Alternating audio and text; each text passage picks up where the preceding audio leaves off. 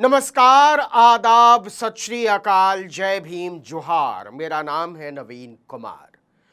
भारत के इतिहास में पहली बार विपक्ष में बैठने के लिए किसी पार्टी में बगावत हुई है, उसे तोड़ा गया है। अभी तक तो यह होता था कि सत्ता में शामिल होने के लिए बागी होते थे किसी पार्टी के विधायक। एनसीपी, कांग्रेस, शिवसेना, सारी पार्टियां इसी वजह से टूटी। लेकिन पहली बार हुआ है जब कोई पार्टी दो हिस्सों में टूट चुकी है और दोनों गुटों का दावा है कि असली विपक्ष वही है। चुनाव नतीजों के 22 दिन के भीतर तृणमूल कांग्रेस टूट गई, दो फाड़ हो गई। और टूट ही नहीं गई, मानकर चलिए लगभग छिन चुकी है। 80 में से 58 विधायकों ने अलग गुट बना लिया और अपना नेता भी चुन लिया, उपनेता भी चुन लिया, चीफ व्हिप भी चुन लिया। जिन ऋतव्रत बनर्जी को ममता बनर्जी ने टीएमसी से निकालकर बाहर कर दिया था, उन्हें नए विधायक दल का नया नेता चुना जा चुका है।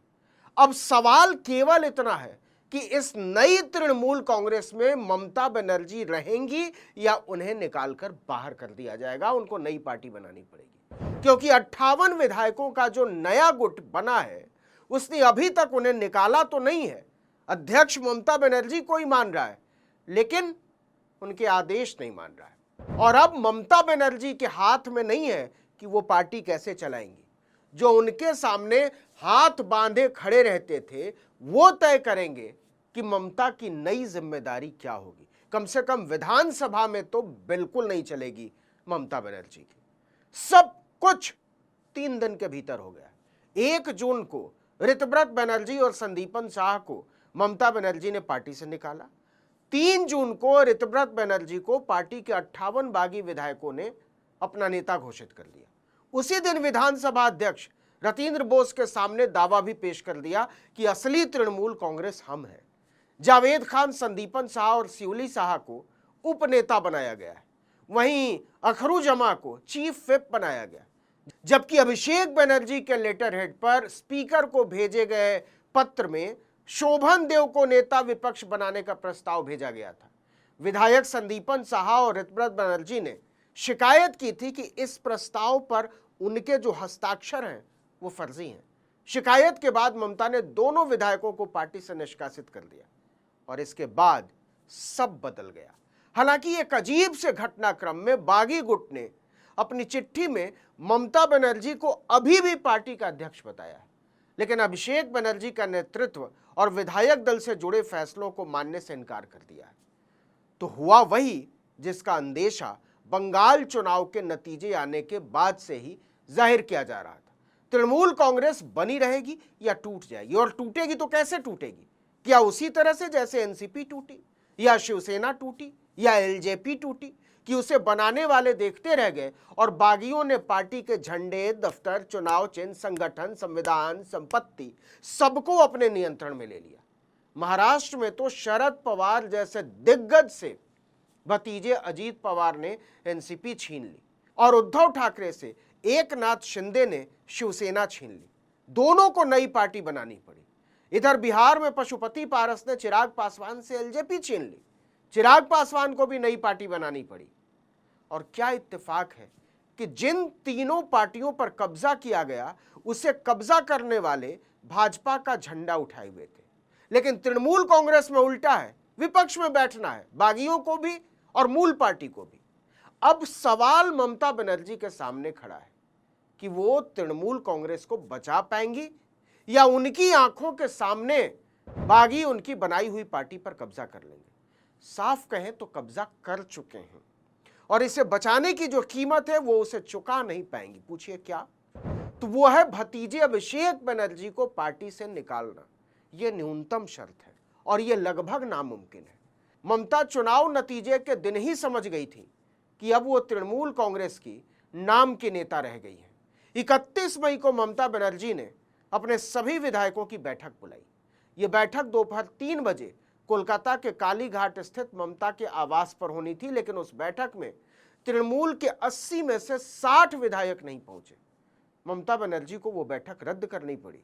हालांकि टीएमसी प्रवक्ता कुणाल घोष ने कहा कि पार्टी के राष्ट्रीय महासचिव अभिषेक बनर्जी और सांसद कल्याण बनर्जी पर हुए हमलों के विरोध में 1 जून को राज्य भर में प्रदर्शन होना है और सभी विधायक इसकी तैयारी में व्यस्त थे। लेकिन उसी समय समझ में आ गया था कि ममता के हाथ से पार्टी फिसल गई है।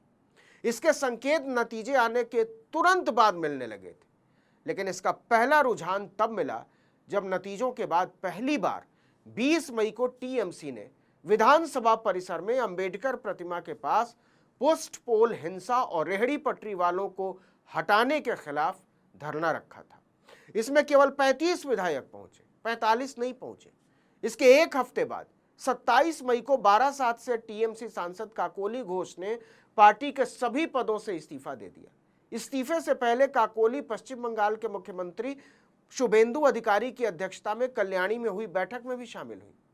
इसके बाद उन्होंने प्रदेश अध्यक्ष सुब्रत बनर्जी को चिट्ठी भेज दी कि लंबे मानसिक संघर्ष और चिंतन के बाद मैंने पार्टी छोड़ने का फैसला किया है।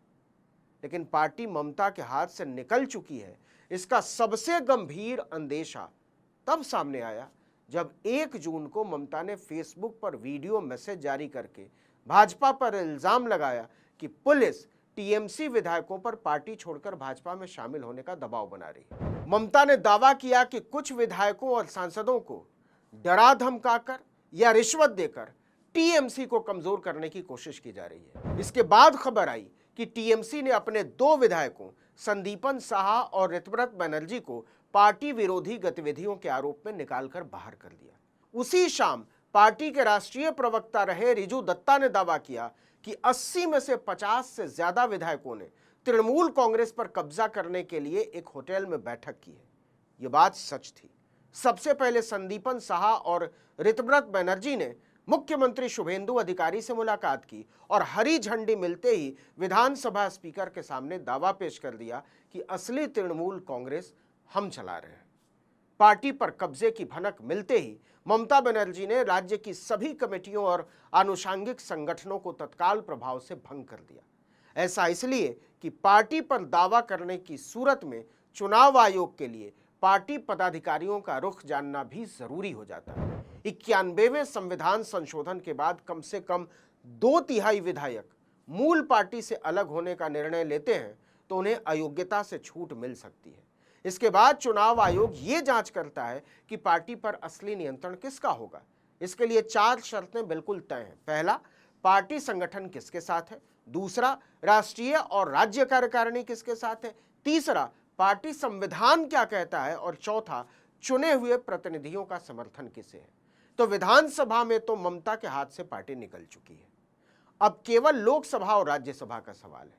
तो लोकसभा में तृणमूल कांग्रेस के 29 सांसद हैं, मतलब उसे तोड़ने या उस पर कब्जे के लिए 21 सांसद चाहिए। और जो हालात बन रहे हैं उसमें यह लगभग तय लग रहा है। देखना होगा कि ममता इस मझधार से कैसे निकल पाती हैं या फिर ये उनकी राजनीति का अंत साबित होता है।